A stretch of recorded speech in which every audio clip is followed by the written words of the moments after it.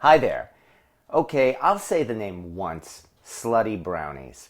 Every time we see a video for these brownies, the video maker has to apologize for the name.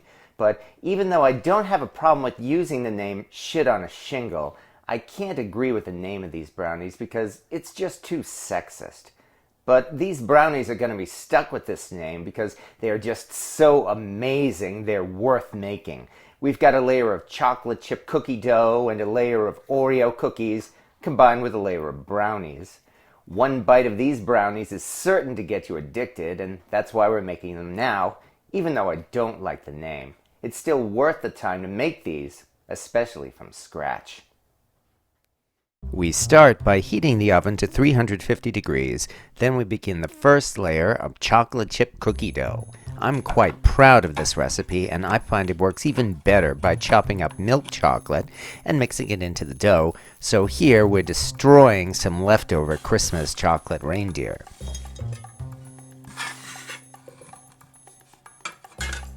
Homemade cookie dough is very easy and so much better than store-bought cookie dough, as it only requires mixing flour, a little baking soda, salt, and a secret ingredient, namely cream of tartar.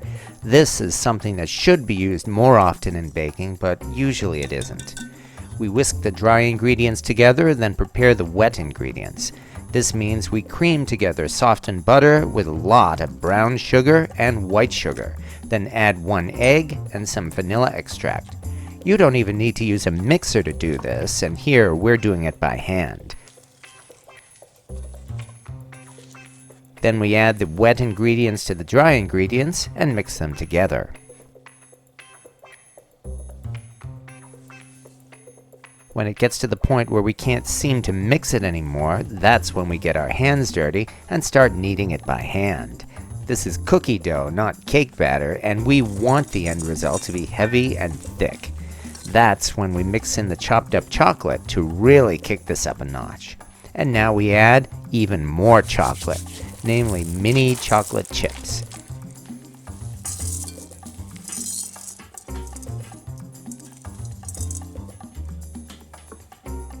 Now we grease an enameled cast iron baking dish with butter and spread the dough out into the pan.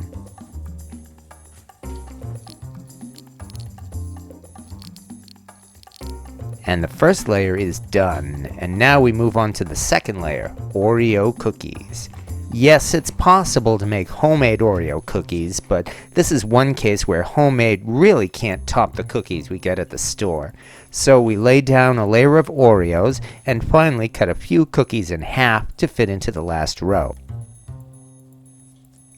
We're now 2/3 of the way done, and it's time now for the last and most important layer, homemade brownies. The best brownies have melted butter with a little bit of vegetable oil mixed in to keep them moist and gooey. To this, we add lots of white sugar and brown sugar, and then we add in 4 eggs. These brownies are going to be very rich, and we don't want them to dry out, so after we mix the wet ingredients together, we add some vanilla extract, and then we set the bowl aside and prepare the dry ingredients. Here we add equal amounts of flour and cocoa powder, plus a little salt, but we don't need baking soda here. We whisk the dry ingredients to make sure there are no clumps, then we gently fold it into the wet ingredients. Again, we're not using a mixer, and we only need to fold it in so it's all barely mixed together. We're not beating it hard, and it will be light and fluffy. Then to this, we add some melted chocolate to make the brownies even more rich. And once the brownie batter is ready, we spread it over our cookies and cookie dough while trying not to mess it up.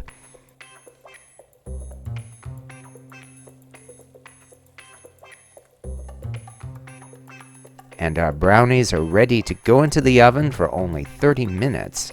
That's all we need because this is baking in a cast iron pan.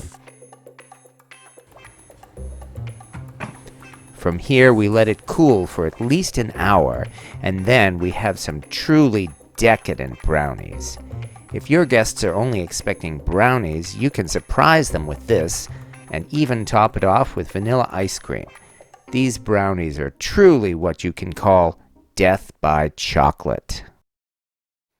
So we managed to make these brownies without using the name Slutty Brownies.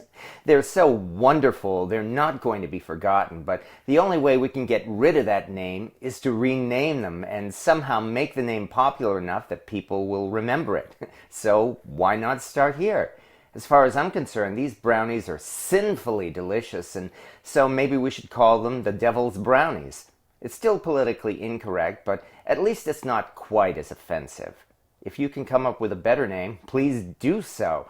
Maybe we'll find a name good enough that it'll stick, and these brownies will have a name they truly deserve. But regardless of the name, go ahead and make these, because they really are wonderful. And in the end, that's the most important thing.